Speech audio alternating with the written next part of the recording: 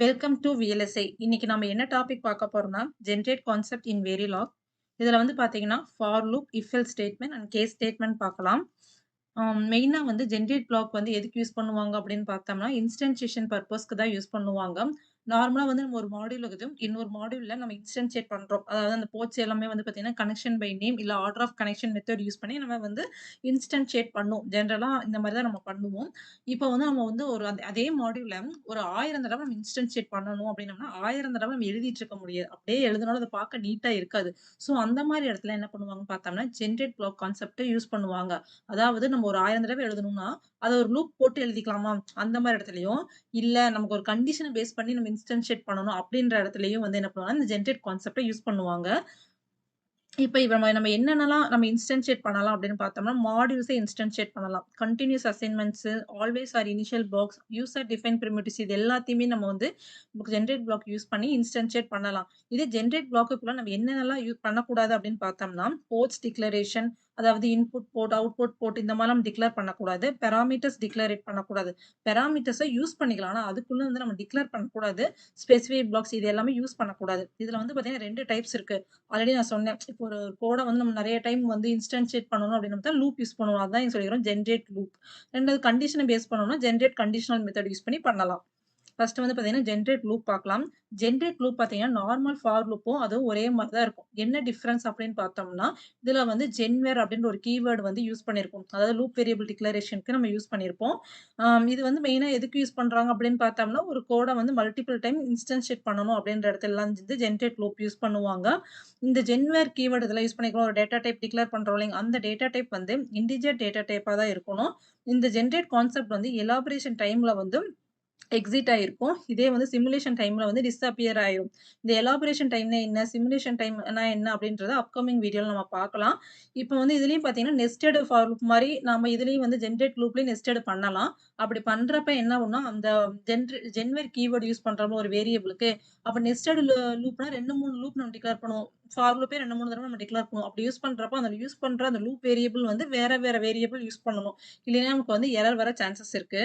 இப்ப எக்ஸாம்பிளோட நம்ம பார்க்கலாம். இப்ப பாருங்க. இப்போ ஒரு ஆஃப் ஆடர வந்து நான் வந்து ஒரு கோட் எழுதிட்டேன். இப்ப இன்னொரு கோட் எழுதியிருக்கேன். எக்ஸாம்பிள் சொல்லிட்டு இதுல பாருங்க. இப்ப ஜென்வேர் அப்படின்னு சொல்லி ஒரு ஐன்னு சொல்லி நான் டிக்ளேர் பண்ணியிருக்கேன். ஜெனரேட் பிளாக்கு கீவேர்ட் வந்து பார்த்தீங்கன்னா, ஜெனரேட், ஜெனரேட் கண்டிப்பா யூஸ் பண்ணணும். இப்ப இந்த ஜெனரேட் லூப்ல வந்து நம்ம நார்மல் ஃபார் லூப் யூஸ் பண்ணுவோம். அதே மாரி தான் இங்க யூஸ் பண்ணியிருப்போம். ஃபார் இந்த ஜென்வேர் கீவேர்ட் யூஸ் பண்ணியிருக்கிறோமா? இந்த i equal to 0, i less than 3, i plus plus. அதாவது இந்த ஆஃப் ஆர்டர நான் 3 தடவ இன்ஸ்டன்ஷியேட் பண்ணணும்னு நெனைக்கிறேன். அதுக்கு வந்து இந்த மாரி ஃபார் லூப் போட்டு நான் பண்ணியிருக்கேன். இங்க வந்து பார்த்தீங்கன்னா நான் வந்து order of connection method use பண்ணி நான் இன்ஸ்டன்ஷியேட் பண்ணியிருக்கேன். இதுதாங்க நார்மல் ஃபார் லூப்பே தான். ஆனா வந்து ஜெனரேட் கீவேர்ட் போட்டு ஜென்வேர் யூஸ் பண்ணி பண்ணியிருக்கோம். அவ்வளோதாங்க. ஃபங்ஷனாலிட்டி பொறுத்தவரைக்கும் ஃபார் லூப்போட அதே ஃபங்ஷனாலிட்டி தான் இங்க நடக்கும். என்ன எக்ஸ்ட்ரா அந்த ஜென்வேர் கீவேர்ட நம்ம யூஸ் பண்ணியிருக்கோம்.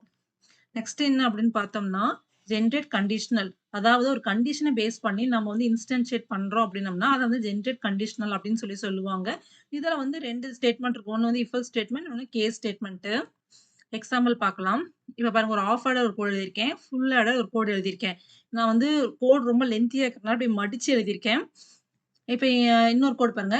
மாடியூல் எக்ஸாம்பிள் சொல்லி போட்டிருக்கேன். இங்க நான் வந்து பாராமீட்டர் டிக்ளேர் பண்ணியிருக்கேன். ஆல்ரெடி பாராமீட்டர் பத்தி நான் ஒரு வீடியோல நான் எக்ஸ்பிளைன் பண்ணியிருக்கேன். அந்த வீடியோவோட லிங்க்க நான் டிஸ்கிரிப்ஷன்ல குடுக்குறேன் பாருங்க. ஸோ பாராமீட்டர் அதோட வேரியபிள் என்ன செல்லுன்னு வச்சிருக்கேன். அதோட வேல்யூ வந்து 0ன்னு சொல்லி நான் செட் பண்ணியிருக்கேன். இங்க வந்து நம்ம இன்புட், அவுட்புட் போட்டு நான் டிக்ளேர் பண்ணிட்டேன். இப்ப இங்க பாருங்க. ஜெனரேட், எண்ட் ஜெனரேட் குடுத்துட்டோமா? இப்போ ஒரு கண்டிஷன பேஸ் பண்ணி நான் இன்ஸ்டன்ஷியேட் பண்றேன்.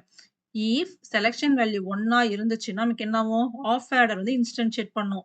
எல்ஸ் சப்போஸ் 1ஆ இல்ல 0வா இருந்தா என்ன ஆகும்? ஃபுல் ஆடர் வந்து இன்ஸ்டன்ஷியேட் பண்ற மாரி. இந்த மாரி ஒரு கண்டிஷன பேஸ் பண்ணி நம்மளுடைய மாடியூல வந்து இன்ஸ்டன்ஷியேட் பண்ணணும் அப்டின்னம்னா, நம்ம வந்து ஜெனரேட் இஃப் யூஸ் பண்ணலாம். இல்ல கேஸும் யூஸ் பண்ணலாம்.